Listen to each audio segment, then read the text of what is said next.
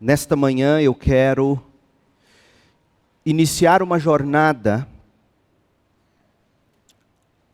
em Tessalônica, a segunda cidade da Europa que Paulo exerceu o ministério da palavra. Nesta manhã eu quero pensar com vocês sobre o ministério da palavra. É provável que esse trecho deva nos tomar hoje e o próximo domingo pela manhã, se não conseguirmos esgotá-lo todo agora de manhã. Paulo prossegue na sua jornada pela Europa. E agora, tendo deixado Filipos, a primeira cidade europeia, onde ele plantou o evangelho, plantou uma igreja, inclusive a Unesco erigiu lá naquela localidade um monumento, um marco, dizendo que ali começa o cristianismo na Europa, em Filipos. E agora Paulo e Silas chegam a Tessalônica, atualmente conhecida como Salônica, na Grécia. Atos 17, de 1 a 9, diz assim a palavra do Senhor. Então Paulo e Silas passaram pelas cidades de Anfípolis e Apolônia, e chegaram a Tessalônica, onde havia uma sinagoga judaica. Como era seu costume, Paulo foi à sinagoga e durante 3 sábados seguidos discutiu as Escrituras com o povo. Explicou as profecias e provou que era necessário o Cristo sofrer e ressuscitar dos mortos. Esse Jesus de que lhes falo é o Cristo, disse Paulo. Alguns dos judeus que o ouviam foram convencidos e se uniram a Paulo e Silas, bem como muitos gregos tementes a Deus e várias mulheres de alta posição. Alguns judeus, porém, ficaram com inveja. Reuniram alguns desordeiros e desocupados e com a multidão começaram um tumulto. Invadiram a casa de Jason em busca de Paulo e Silas para entregá-los ao conselho da cidade.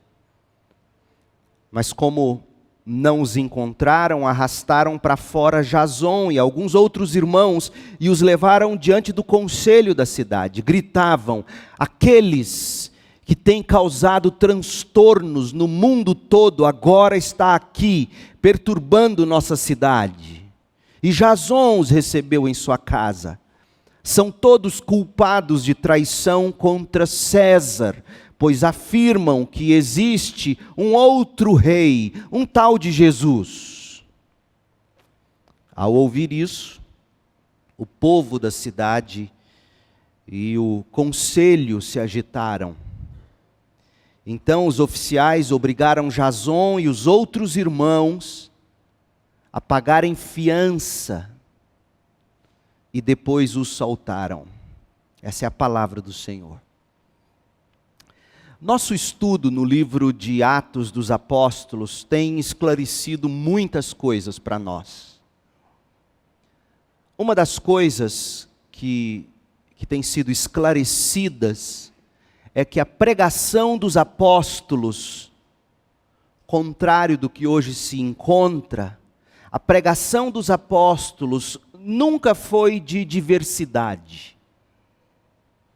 A pregação dos apóstolos nunca foi de linguagem neutra. A pregação dos apóstolos não era de autoafirmação do indivíduo. A pregação dos apóstolos não dizia respeito à potencialização de competências pessoais. Os apóstolos não eram terapeutas, sociólogos. Os apóstolos não eram coaches. Os apóstolos eram teólogos, pastores, E, portanto, a pregação deles não era de diversidade, de linguagem neutra, de autoafirmação do indivíduo, de potencialização de competências pessoais. Também não foi de libertação das minorias sociais. E olha que elas existiam. Talvez por isso, onde quer que chegasse a mensagem cristã, as pessoas se alvoroçavam. É isso que Atos tem nos revelado. Foi assim desde Jerusalém, quando a mensagem da cruz de Cristo confrontou o status quo do judaísmo. Quando Jesus afirmou coisas do tipo: o Pai e eu somos um. João 10:30. Jerusalém ficou alvoroçada com essa afirmação. Outra afirmação de Jesus: eu sou o caminho, a verdade e a vida. Ninguém pode vir ao Pai senão por mim. Se vocês realmente me conhecessem, saberiam quem é meu Pai, mas de agora em diante vão conhecer e ver o Pai em mim. João 14, de 6-7. Palavras como essas deixaram os judeus sobressaltados. Palavras como essas levaram Jesus à cruz. Desde então, sempre que o cristianismo, com a sua mensagem exclusivista do Evangelho, porque a mensagem evangélica é exclusivista. Sempre que a mensagem do Evangelho aterrissa em algum lugar, e ao aterrissar em determinado lugar, ou no coração de alguém, a mensagem do Evangelho confronta interesses pessoais, a mensagem do Evangelho confronta pecados de estimação, a mensagem do Evangelho, quando é pregada, e sempre que se ouve o chamado exclusivista da mensagem de Jesus: eu sou o caminho. Isso é exclusivismo. A mensagem cristã, meu povo, escute bem, ela não é inclusiva no sentido contemporâneo. Ela não é de diversidade. A mensagem do Evangelho não é do tipo: Deus te ama assim mesmo. Não. Deus te ama em Cristo. Deus não te ama assim mesmo. Deus te ama assim mesmo. Mensagem não inclusiva é a mensagem do cristianismo. A mensagem do cristianismo é exclusivista. Resumindo, e Marcos relatando-nos nos dando o resumo da pregação de Jesus, Marcos resumiu muito bem para nós o que é o cerne do Evangelho. E é por isso que onde o Evangelho chega, ele alvoroça, ele transtorna o mundo. Marcos 8, 34 e 35. Disse Jesus: se alguém quer ser meu seguidor, negue a si mesmo. Tome sua cruz e siga-me. Porque se tentar se apegar à sua vida, a perderá, mas se abrir mão de sua vida por minha causa e por causa das boas novas, por causa do Evangelho, aí sim salvará a sua vida. Gente, sempre que se prega com fidelidade o Evangelho, sempre que se ouve a pregação fiel do Evangelho, sempre que se avalia com cuidado as implicações da pregação cristã, sabe o que acontece? O mundo fica transtornado. Não espere outra coisa. Se você estiver pregando o Evangelho, tal como os apóstolos nos entregaram, você está transtornando o mundo. Paulo, Na segunda viagem missionária, quando Paulo cruzou o oceano, partindo da Ásia Menor, aportando na Europa, quando Paulo pregou o Evangelho de Cristo na primeira cidade europeia, em Filipos, você se lembra o que ele ouviu? Você se lembra o que ele teve que testemunhar? Por ter pregado a verdade evangélica. Recorde comigo, a gente estudou, mas Atos 16, 20. Olha o transtorno que o Evangelho causou em Filipos. Atos 16, 20. Estes judeus estão tumultuando a cidade. O Evangelho tumultua. Gritaram para os magistrados: eles ensinam costumes que nós, romanos, não podemos seguir, pois contrariam nossas leis. Se você acha que a Suprema Corte, americana, brasileira, ou de qualquer país que seja, que a Suprema Corte às vezes age contra princípios cristãos, e às vezes age sim, saiba, não é novidade. Tão logo o Evangelho bateu em solo europeu, ele tumultuou o judiciário romano.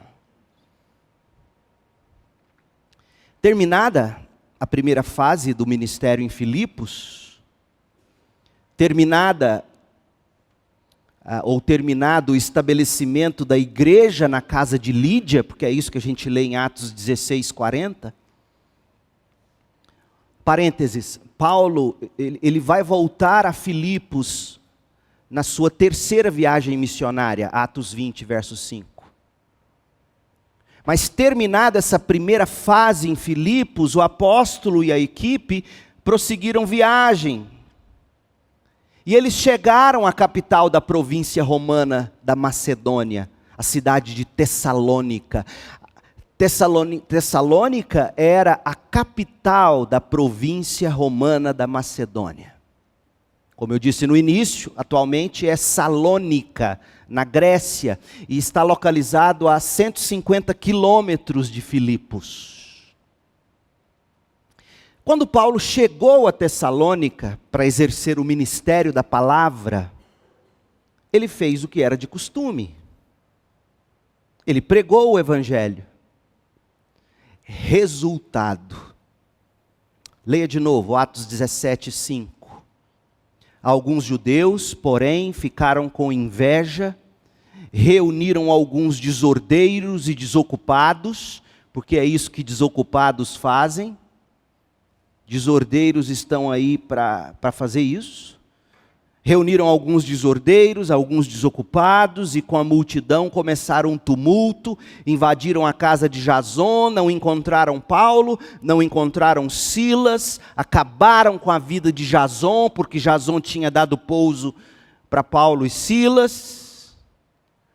Levaram os da casa de Jason diante do conselho, e gritavam: aqueles que têm causado transtornos no mundo todo, agora estão aqui perturbando nossa cidade, e Jason os recebeu em sua casa, são todos culpados de traição contra César.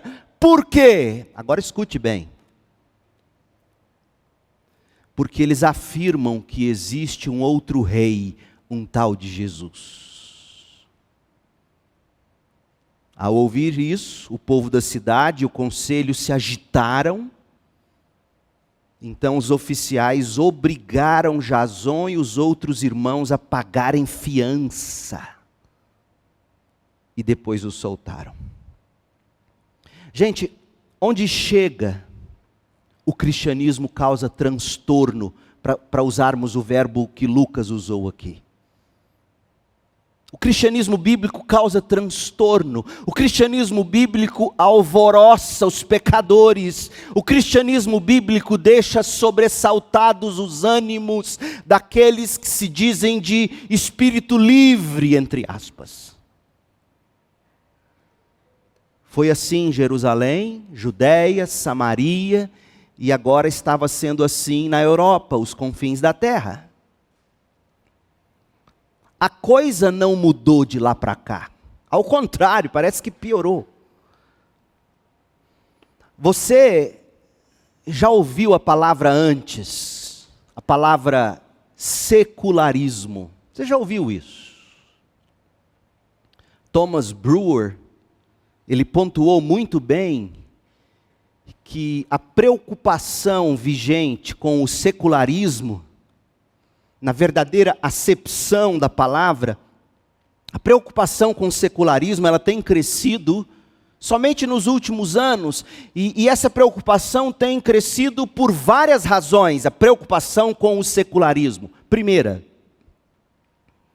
desde a revolução sexual dos anos 1960, 1970, revolução sexual essa que marcou uma rebelião contra a ética sexual cristã. Desde a revolução sexual de 1960, 1970, o secularismo tem causado preocupação.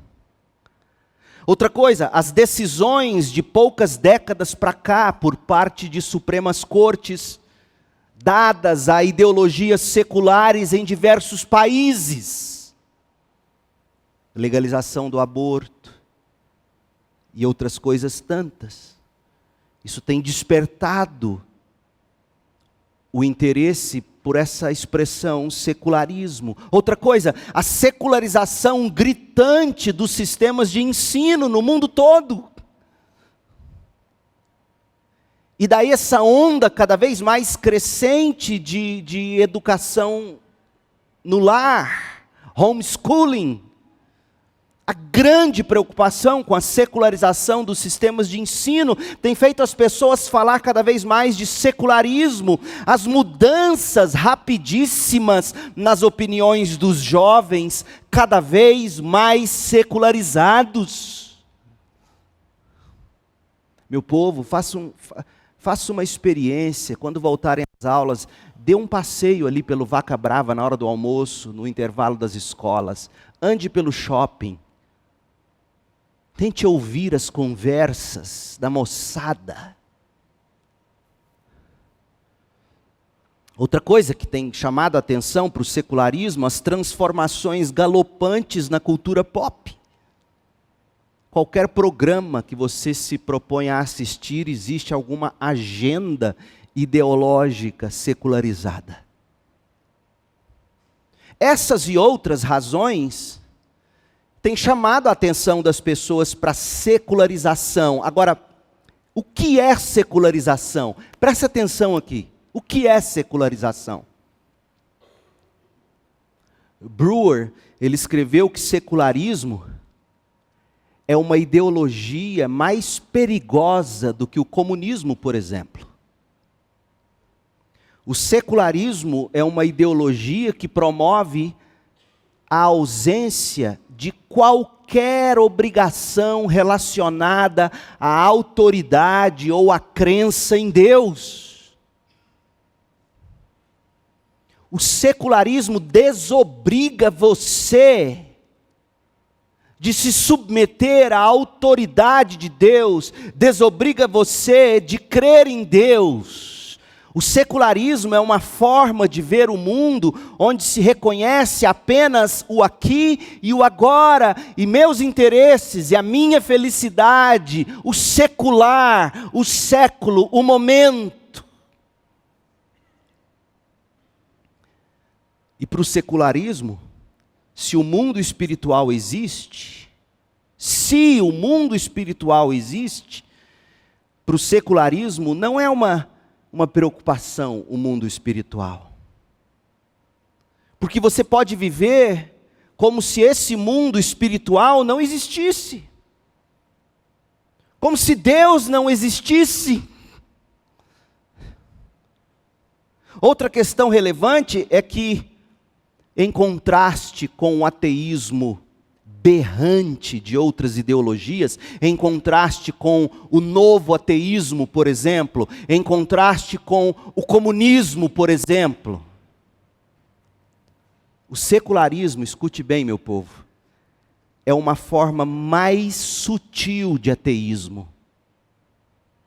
Porque nem sempre o secularismo vai exigir que você declare: não há Deus. O secularismo não exige isso.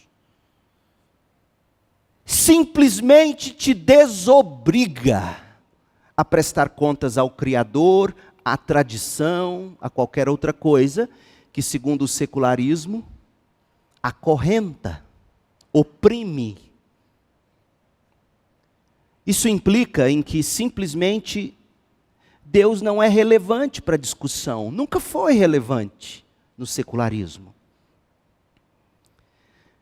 Nas suas linhas ainda mais perniciosas, o secularismo implica em que Deus seria, na realidade, para o secularismo, Deus, na verdade, é destrutivo para a sociedade.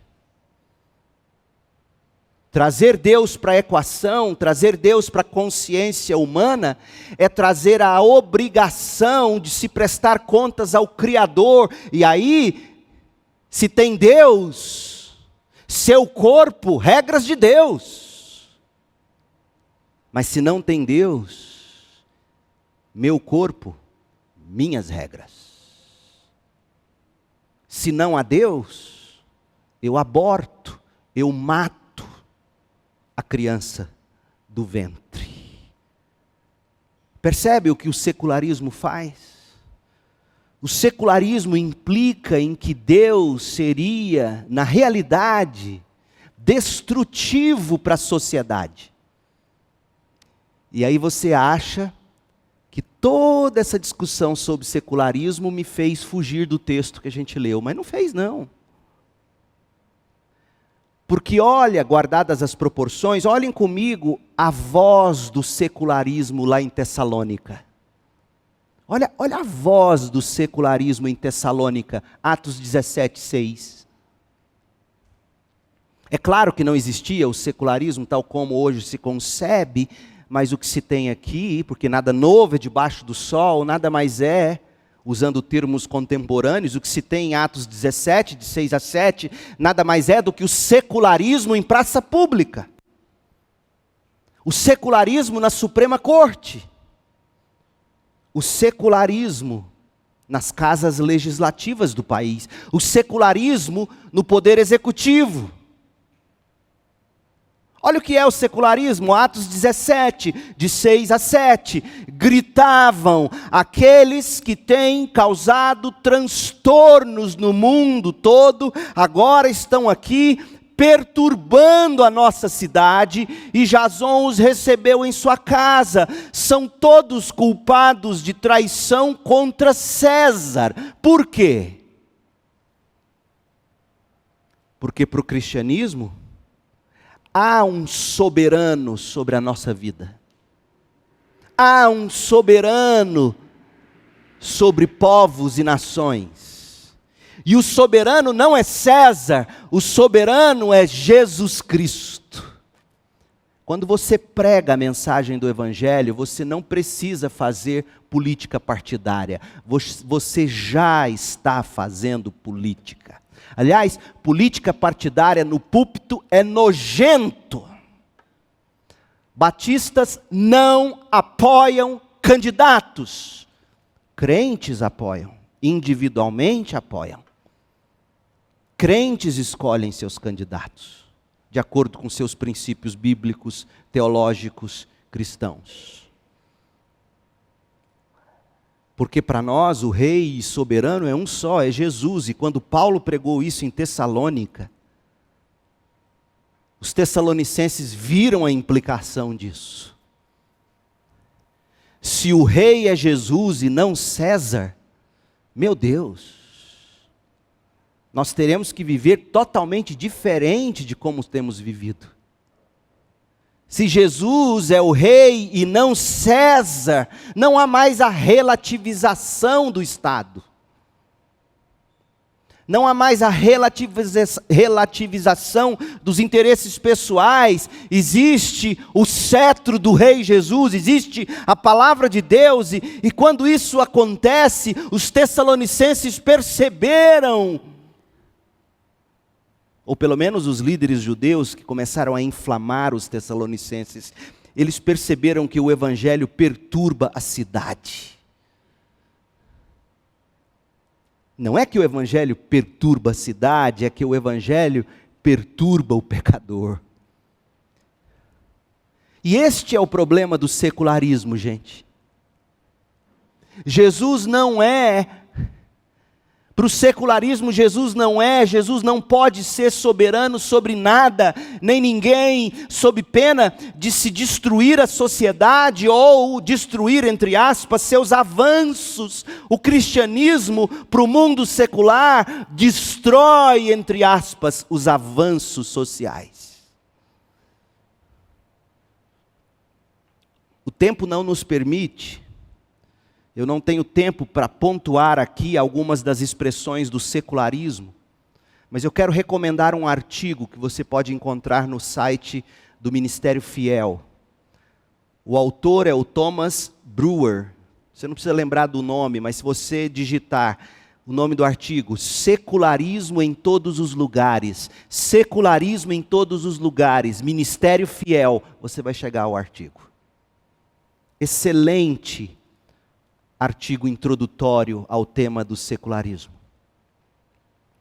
Pois bem, num mundo no qual não se aceita o Criador Deus, num mundo no qual o Rei Jesus não é aceito, pelo contrário, é excluído, num mundo onde não há um Criador pessoal, num mundo onde não há um Rei, um Senhor e Salvador Jesus Cristo, senão César, senão o prazer, senão o dinheiro, senão minhas regras, senão meus interesses, senão o sexo, senão o poder, senão qualquer ídolo que atenda aos meus interesses pessoais. Num mundo assim, como era Tessalônica e como é hoje, num mundo assim, onde a mensagem da cruz não passa de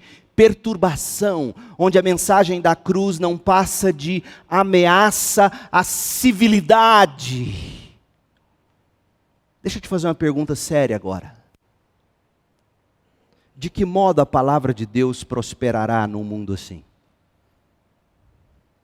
Gente, existem igrejas inteiras, inclusive batistas, desconfigurando o que é igreja, em busca de querer fazer com que o mundo secularizado escute a mensagem da igreja.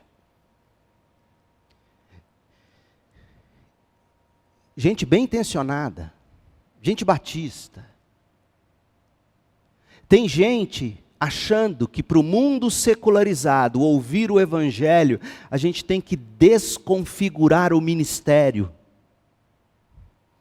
A gente tem que desconfigurar o cuidado pastoral. Foi o tempo em que pastor era o médico da alma. Foi o tempo, há muito tempo, infelizmente. Hoje dividiram o ser humano em 3 partes, é muito mais filosofia platônica do que teologia bíblica. E se você quer saber mais sobre isso, leia o Wayne Grudem, a teologia sistemática dele, Wayne Grudem, teologia sistemática sobre o homem. Hoje dividiram o homem em 3 partes. Corpo, alma e espírito. O corpo, o médico cuida. A alma, o terapeuta, o psicólogo, o que Freud chamava de o pastor do povo, porque essa era a ideia de Freud. A psicanálise cuidar do ser humano sem a necessidade do ministério pastoral sobre eles. Aí hoje você tem o médico que cuida do corpo, o terapeuta que cuida da alma, e o pastor cuida do espírito.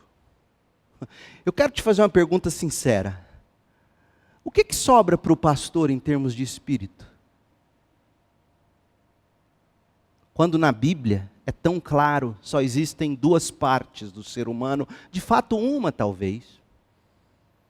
Mas didaticamente, duas partes. Existe a parte material e a imaterial. A imaterial, às vezes a Bíblia vai chamar de coração, de mente, de alma, de espírito. E por séculos e séculos e séculos da igreja cristã, quem cuidou das questões emocionais / espirituais do povo foram pastores, crentes que se aconselhavam mutuamente. Mas hoje, na tentativa de querer fazer a igreja ser ouvida no mundo secular, você secularizou o cuidado da alma. Você secularizou o culto. Você secularizou a pregação bíblica. Meu povo, faça um teste. Visite, sério, não todo mundo de uma vez, senão vai esvaziar o domingo que vem. Mas faça visitas, vá em igrejas batistas. E ouça o teor das mensagens. Se não é de algum modo autoajuda, se não é de algum modo para fazer você se desenvolver em termos de potencialidade, se não é de algum modo ensinando você a resolver conflito, 10 dicas para isso, 14 dicas para aquilo, 3 passos para aquilo outro. Secularizaram a pregação, secularizaram o ministério pastoral, secularizaram a igreja é prestadora de serviço hoje. A igreja tem que atender às necessidades. Gente, num mundo onde hoje você paga e tudo está incluso, desde a comida, a cama e quem cuida do seu filho durante o dia, para você descansar, a igreja hoje está secularizada. Quando eu era pastor em Campinas, a líder do ministério infantil, triste, quase que chorando, veio me procurar, falou: pastor, não aguento mais. Teve uma mãe que me procurou e disse que eu sou paga para cuidar do filho dela enquanto ela assiste o culto. Eu falei: meu Deus. Gente, secularizaram tudo. Secularizaram com a intenção de que a mensagem bíblica seja ouvida nesse mundo secular. Com a intenção de que o culto seja palatável para esse mundo secular. Músicas e pregações rápidas, instantâneas, que te façam sentir de algum modo bem. Quando o evangelho não é para isso. Qual é a boa notícia do evangelho, gente?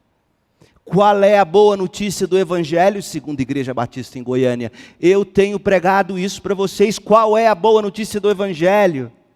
Deus providenciou em Jesus um meio de sermos salvos da ira de Deus e assim sermos levados de volta à deliciosa comunhão com Deus. Isso é o evangelho. E no processo de santificação, você vai se tornar um melhor marido. Porque você vai produzir o fruto do Espírito. Você vai se tornar um melhor pai, um melhor filho, um melhor trabalhador, um melhor empresário. Quando você tem sobre a sua vida um rei, Jesus, e esse mesmo rei, ele é rei seu e rei do servo.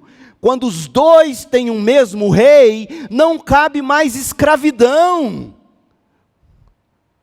Tudo é abolido. Tudo que é de pecaminoso vai para o chão. Então, a minha pergunta é: De que modo a palavra de Deus prosperará em um mundo secularizado? Olhe comigo para o ministério da palavra exercido por Paulo em Tessalônica. Paulo é o modelo, Atos é o modelo, a Bíblia é o modelo. Não há outro modelo. Olha do que você precisa como crente, olha do que precisa ser a CIB. Vamos olhar para Paulo em Tessalônica. Nós vamos usar Tessalônica como exemplo, mas se você fizer uma caminhada pelos Atos dos Apóstolos, você vai descobrir claramente que o padrão de Paulo em Tessalônica era o mesmo onde quer que ele chegasse. Existe no ministério de Paulo em Tessalônica um padrão que caracterizava a sua obra missionária, pastoral, e que poderá nos servir de modelo para o ministério da palavra em qualquer época, em qualquer lugar, em qualquer cultura. Seja o país comunista, ou capitalista, socialista ou anarquista. O ministério da palavra de Deus é o mesmo em qualquer contexto, secular ou não. Não vai dar para a gente ver tudo hoje, mas eu vou dividir o texto e para você enxergar qual é o padrão de Paulo no exercício do ministério que a gente precisa observar para ver, primeiro, se nós como CIB estamos sendo assim. E segundo, para nos mantermos assim, e se não estivermos sendo assim, precisamos urgentemente voltar para esse modelo de Paulo. Qual é o padrão a ser observado? Primeiro, nós vamos ver a estratégia do ministério da palavra, versos 1 e 2. Atos 17, 1 e 2. A estratégia do ministério da palavra. Versículos 2 e 3, o exercício em si do ministério da palavra. E versos 4 a 9, a expectativa que se deve cultivar no exercício do ministério da palavra. Então nós vamos ver a estratégia, o exercício e a expectativa que a gente tem que ter. E vai ficar muito claro que em face do secularismo ou de quaisquer outros ismos, feminismo, socialismo, comunismo, existencialismo, em face de qualquer outros ismos, ismos perseguidores ou ismos perversores do cristianismo, em face de qualquer ismo, em face do secularismo, o ministério da palavra se mantém como está modelado por Paulo, ponto. Jamais se muda a estratégia do ministério da palavra. Tampouco se muda o exercício do ministério da palavra, nem se muda a expectativa que se deve cultivar no exercício do ministério da palavra. Então vamos lá, hoje, a estratégia do ministério da palavra, versos 1 e 2. Atos 17, 1 e 2. Então, depois de partirem de Filipos, Paulo e Silas passaram pelas cidades de Anfípolis e Apolônia e chegaram a Tessalônica, onde havia uma sinagoga judaica, como era seu costume. Paulo foi à sinagoga. Tem 3 elementos na estratégia de Paulo, no ministério da palavra em Tessalônica, que a gente precisa destacar. 3 elementos na estratégia dele aqui, e um elemento mais amplo que a gente enxerga noutros contextos de Atos. Portanto, 4 elementos da mesma estratégia. 3 aqui em Tessalônica e um mais amplo. Primeiro, Paulo raramente trabalhava sozinho. Se a gente aprendesse isso como juntas missionárias dos batistas, chega a ser um pecado você enviar uma pessoa só para o campo missionário. Você nunca vai ver Paulo sozinho, raramente. por questões circunstanciais alheias à vontade dele. Paulo raramente trabalhava sozinho, e quando ele estabelecia presbíteros na igreja, ele era plural, nunca sozinho o ministério da palavra. Olha só, pela forma como Lucas escreveu no versículo 1, veja, Lucas escreveu na terceira pessoa do plural. Lucas destacou eles, Paulo e Silas. Pela forma como Lucas escreveu aqui, a gente sabe que Timóteo e Lucas estavam noutro lugar, não estavam com Paulo em Tessalônica. Talvez Timóteo e Lucas estivessem em Filipos ainda. Paulo e Silas viajaram para Tessalônica sem os outros dois. Timóteo voltará a se encontrar com Paulo em Bereia, Atos 17, 14.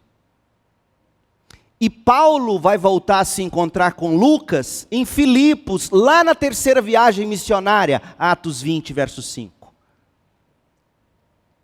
Então Timóteo e Lucas estão, ao que tudo indica, em Filipos. Ficaram em Filipos, cuidando da infante igreja em Filipos.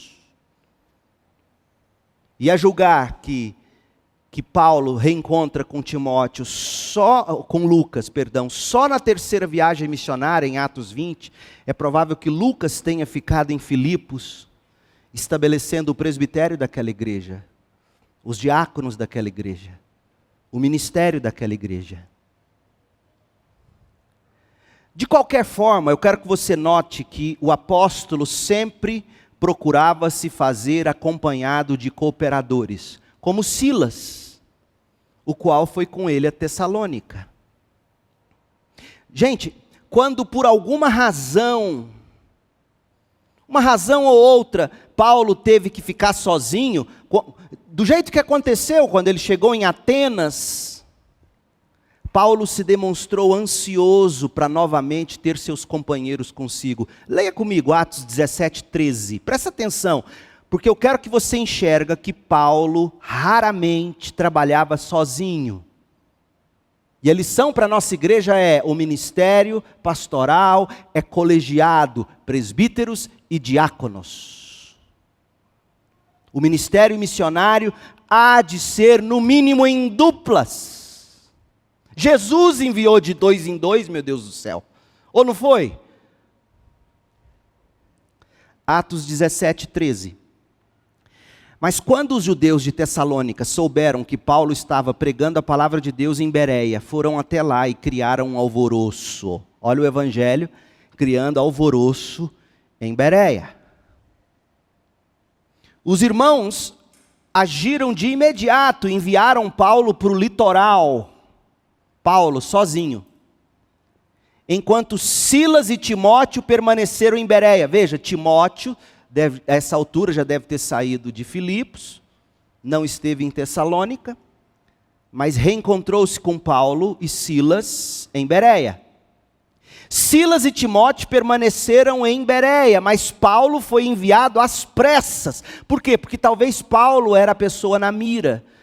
Talvez Silas e Timóteo não estivessem na mira, e Paulo diz: fiquem aí, continuem fazendo o que tem que ser feito em Tessalônica. Os que acompanharam Paulo, levaram Paulo até Atenas, e depois voltaram a Bereia com instruções de Paulo, para Silas e Timóteo irem ao encontro dele o mais depressa possível. Enquanto Paulo esperava por eles em Atenas, ficou muito indignado ao ver os ídolos por toda parte da cidade. O que você aprende com isso, meu povo? Paulo raramente trabalhava sozinho. A igreja nunca é igreja de um pastor só. Não existe isso no Novo Testamento.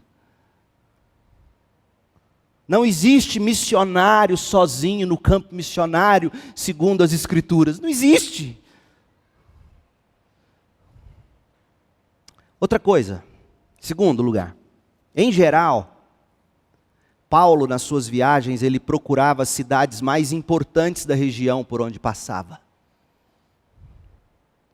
Por exemplo, Antioquia da Pisídia, lá na Ásia Menor, é uma cidade-chave.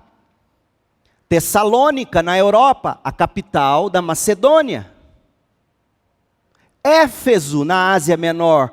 Corinto e Atenas, na Europa.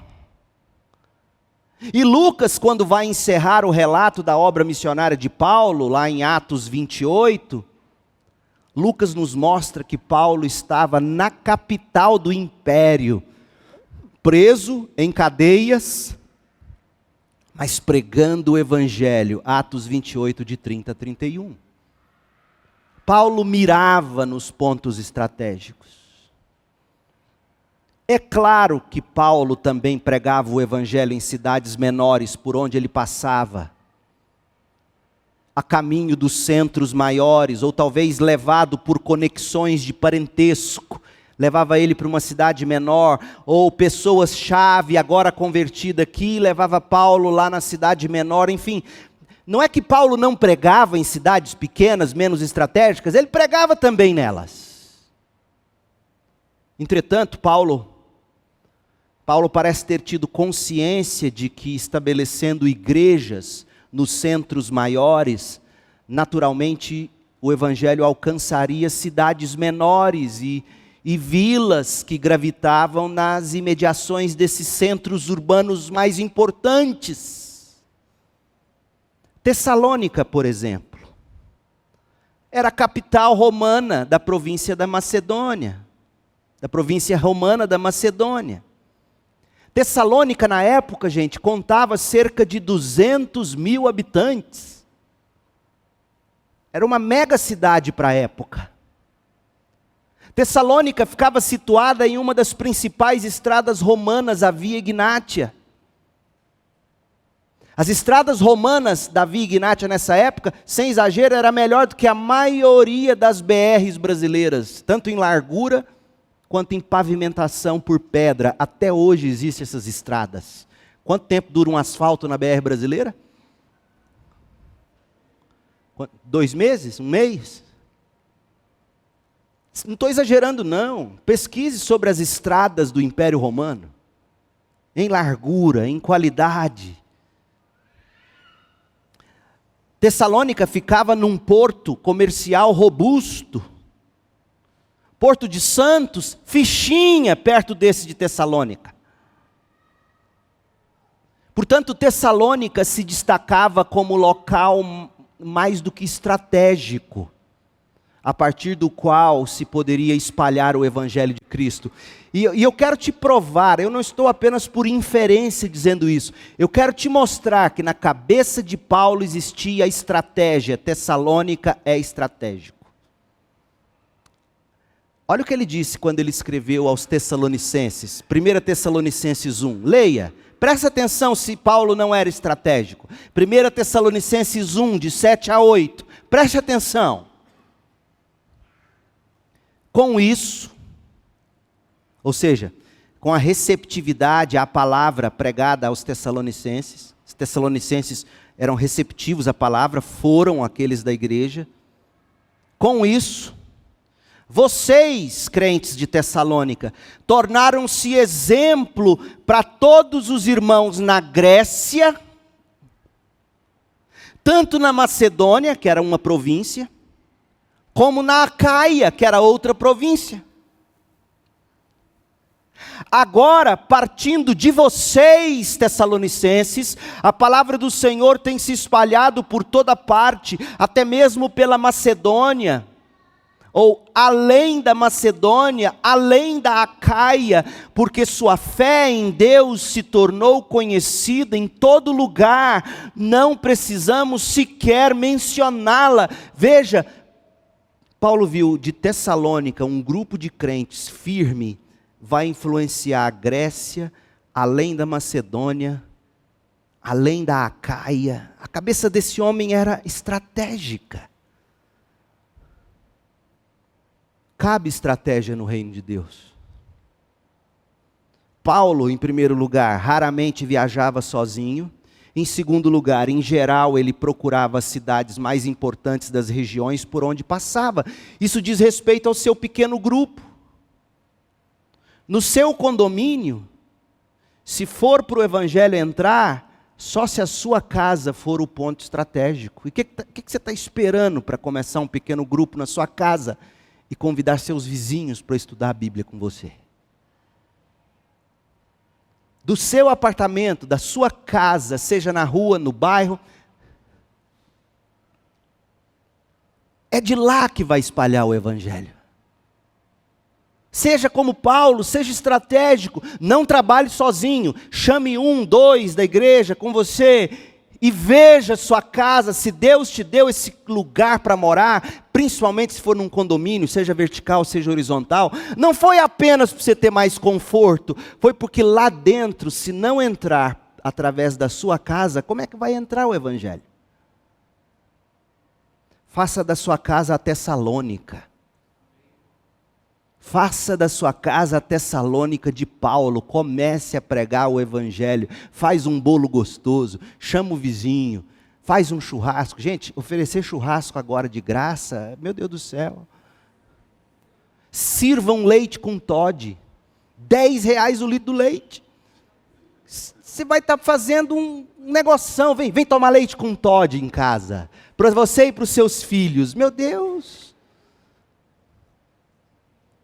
Seja legal, seja gente boa, no primeiro, no segundo encontro, ouça, dê risada, no final fala, vamos orar, eu queria orar por vocês, algum problema específico, alguma necessidade, olha, conta com a gente crê na palavra de Deus. Seja legal, abra sua casa, aí o cara, que bom, vou vir tomar leite com Toddy semana que vem, traz semana que vem, e de repente na outra, e aí você está estudando o Evangelho de Marcos, está lendo o Evangelho de Marcos, faça da sua casa uma Tessalônica.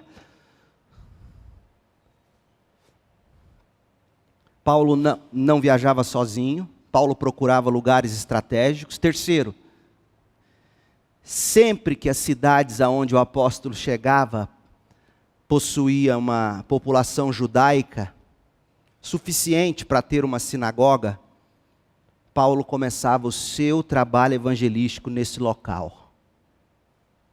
Desse modo, Paulo aproveitava o conhecimento daqueles judeus ou daqueles prosélitos não judeus convertidos ao judaísmo, conhecimento deles do Antigo Testamento. Então, quando Paulo chegou a Filipos, não tinha sinagoga. O que ele fez? Foi para a reunião de oração das mulheres judias ou prosélitas na beira do rio. Mas quando ele chegou em Tessalônica, tinha uma sinagoga. O que ele fez? Durante 3 sábados, ele foi pregar na sinagoga, é o que diz o verso 2. É claro, Paulo não limitava o seu trabalho aos judeus. Paulo também anunciava a palavra aos gentios. Aliás, ele é chamado de apóstolo aos gentios. Mas onde ele chegava, se houvesse a possibilidade de primeiro pregar para os judeus, era uma questão até teológica para Paulo. O evangelho é primeiro para os judeus e também para os gregos, Romanos 1 e tantos outros textos. Então Paulo ele buscava ponto de contato, essa é a estratégia. Ele chamava pessoas que se interessavam pela Bíblia, que aguardavam a chegada do Messias, ele se interessava e ele então começava a estudar a Bíblia, a mesma Bíblia deles, que era também de Paulo, o Antigo Testamento. Então olha a estratégia para você começar um pequeno grupo. Você chama mais 1, 2 ou 3. Faz a vaquinha para comprar o litro de leite. Faz o bolo, prepara. Chama, faz da sua casa um ponto estratégico. Chama as pessoas e procure pontos de contato. Quantas pessoas buscando viver uma vida mais significativa com o Criador, com o Deus. Comece a mostrar para essas pessoas, comece a ler a Bíblia, faça um grupo de leitura bíblica, você não tem que pregar não, comece a ler a Bíblia, faça como Spurgeon dizia, a Bíblia é como um leão, você abre a jaula e o leão faz o que tem que fazer. Comece a ler a Bíblia, comece a ler Marcos. Comece a mostrar o poder de Jesus para curar, o poder de Jesus para expulsar demônios, o poder de Jesus quando ele prega e ensina a palavra, deixa as pessoas terem contato com Jesus, lendo o Evangelho com você. A glória de Deus na face de Cristo, ela é refletida no Evangelho, pelo Evangelho. Quando você abre a Bíblia, você está abrindo glória, não tem jeito, e as pessoas vão começar a ler com você. Busque pontos de contato como Paulo. Mas em quarto lugar, Paulo procurava sempre dar continuidade ao seu trabalho evangelístico nas comunidades onde ele passava. E aqui eu extrapolo um pouco ao texto de Tessalônica para ir para os outros contextos de Paulo. Paulo, ele preparava, ele começava a igreja, aí ele preparava a igreja, ele elegia presbíteros, elegia diáconos, como a gente viu em Filipos. Pela carta aos Filipenses, Paulo saúda os diáconos de Filipos. Lucas deve ter feito isso enquanto ficou lá. Paulo, ele não apenas ia pregar o evangelho, Paulo fazia discípulos. Essa é a próxima estratégia. E vamos ser honestos, nós batistas, por anos e anos e anos, fomos excelentes em ir fazer, em trazer pessoas para o culto, para o pastor pregar, fazer apelo, a pessoa levantar a mão, ir lá na frente, e você dizer, cumpri meu papel. Mas o seu papel não é só trazer as pessoas, não é só ir até elas, não é só evangelizá-las. A exemplo do que Paulo fazia, o seu papel é discipulá-las, fazer discípulos. E de que modo Paulo fazia isso? Paulo promovia eleições de lideranças locais para pastorear as congregações. Paulo deixava ou enviava auxiliares às igrejas. Paulo demorava nas igrejas. Paulo voltava e visitava as igrejas. Paulo acompanhava. Deixa eu te mostrar alguns textos. E você vai ver isso nas 3 viagens missionárias. Sabe por que nas igrejas batistas, durante muitos anos, a gente recebeu tanta gente por batismo e na mesma proporção, tantos saíram pelas portas do fundo? Porque a gente não foi bom em discipulado. A gente não acompanhou.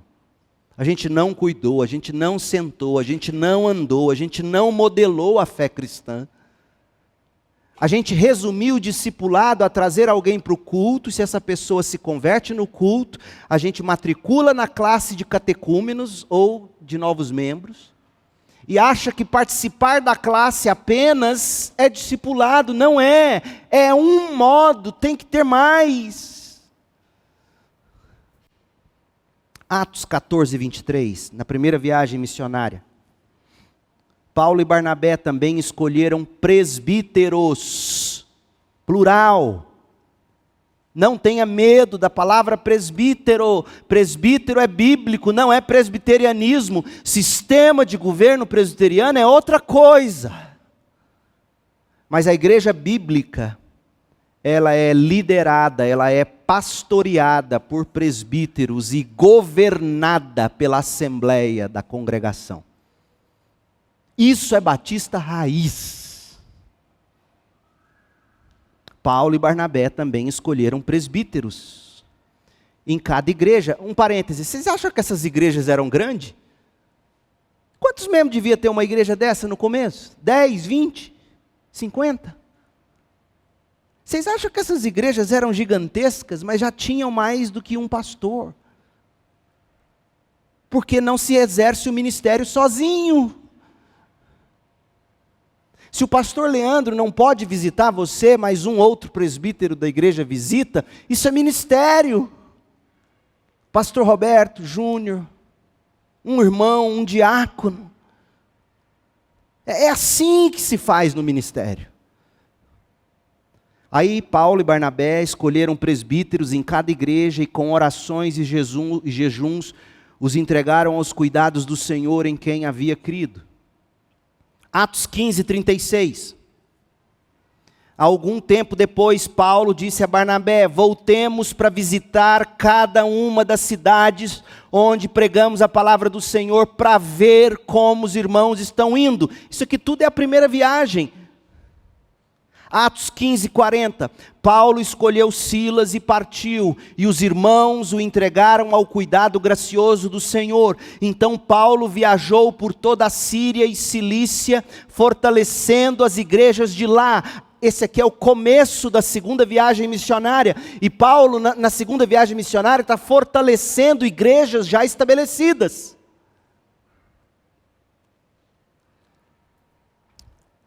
Atos 19, 21.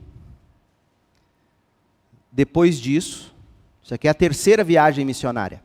Depois disso, Paulo se sentiu impelido pelo Espírito a passar pela Macedônia e Acaia antes de ir para Jerusalém. Olha, ele está voltando na Macedônia e na Acaia. E Atos 17, que a gente está estudando, é a segunda viagem missionária, é a primeira visita. Mas ele vai voltar aqui de novo, antes de ir a Jerusalém. E de lá devo prosseguir para Roma, disse ele. Então enviou adiante dele a Macedônia 2 assistentes. Olha, Paulo nunca ia sozinho. Timóteo e agora Erasto. Apareceu Erasto na equipe de Paulo e permaneceu um pouco mais na província da Ásia. Veja a estratégia paulina, meu povo. Olha o que ele diz aos Coríntios, capítulo 4, verso 17. 1 Coríntios 4, 17. Por isso enviei Timóteo aos Coríntios. Enviei Timóteo, meu filho amado e fiel no Senhor. Timóteo os lembrará de como eu sigo Cristo Jesus, de acordo com o que ensino em todas as igrejas, em qualquer lugar aonde vou. 2 Coríntios 8, 23, Paulo envia Tito. 1 Tessalonicenses 3, de 1 a 3, por isso, quando não pudemos mais suportar, resolvemos ficar sozinhos em Atenas e enviamos Timóteo para visitá-los. Veja, o pastor titular, Paulo, ele não pode ir, ele envia o pastor auxiliar, o presbítero auxiliar, ele envia quem? Timóteo, e assim o ministério pastoral não para. E Tito 1,5? Paulo diz que deixou Tito na ilha de Creta, para que Tito completasse o trabalho e nomeasse presbíteros em cada cidade, conforme o instruí. Gente, Paulo só deixava uma cidade quando ele era obrigado, por causa de perseguição. Ele gastava tempo. Por quê? Porque discipulado leva tempo. Leva anos para você formar um líder para uma igreja. Escuta o que eu estou dizendo, meu povo. Leva anos, assim como leva anos para um filho seu amadurecer, ou não leva? Tem filho de 40 anos que não está maduro ainda. Ou não tem? Tem barmanjo de 40 anos que, em vez de cuidar da casa, está jogando videogame. Leva tempo você formar gente, leva tempo você amadurecer. E Paulo ficava lá, trabalhando, modelando. Ele não só pregava, ele modelava. Olha 1 Tessalonicenses 2,9. Leia, preste atenção. Não se lembram, irmãos, de como trabalhamos arduamente entre vocês, noite e dia nos esforçamos para obter sustento, a fim de não sermos um peso para ninguém, enquanto lhes anunciávamos as boas novas de Deus. Paulo modelou. Filipenses 4,16, Paulo escreve aos Filipenses: até quando eu estava em Tessalônica, vocês enviaram ajuda em mais de uma ocasião. Ou seja, Paulo saiu de Filipos, foi para Tessalônica, não tinha condição de se sustentar, a igreja não tinha condição de pagar o salário dele, o sustento dele, ele trabalhou, e a igreja de Filipos, porque lá tinha Lídia, lembra? A dona da Louis Vuitton. E é curioso que a dona da Louis Vuitton não manda o dinheiro sozinho, manda via igreja. Paulo está dizendo, leva tempo, eu modelei. Paulo pregava, então você aprende com Paulo isso, e a gente encerra. O ministério da palavra de Deus precisa de estratégia, gente, num mundo secularizado. Mas a estratégia que a gente aprende de Paulo não é você usar de métodos tais que quando você olha, você fala, isso aqui não é igreja. Isso aqui não é igreja. Quais são as estratégias de Paulo? Ele não trabalhava sozinho, ele sempre tinha mais 1, 2 ou 3 com ele.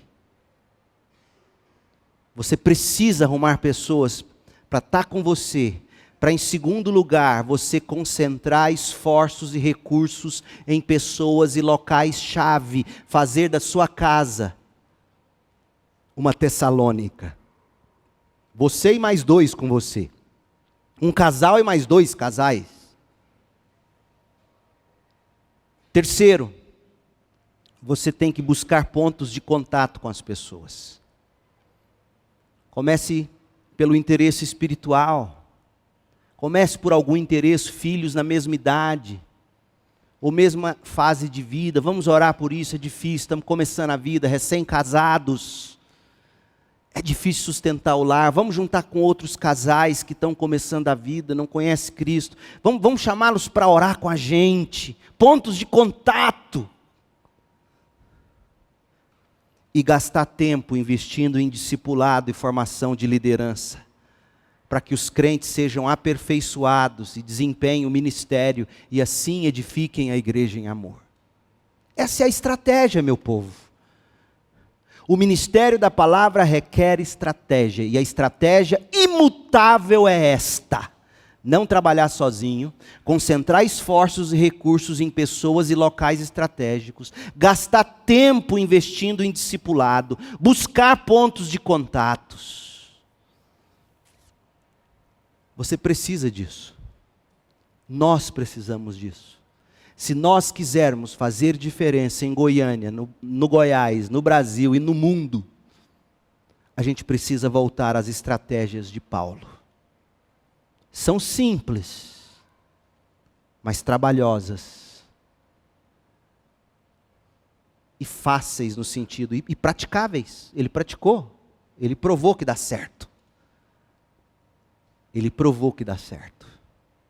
É só você se inspirar nele e ir adiante. Oremos. Deus querido, que o mesmo Espírito, ó Espírito de Deus, o Senhor que esteve em Paulo e através de Paulo, ó Espírito de Deus, é o mesmo que habita em nós.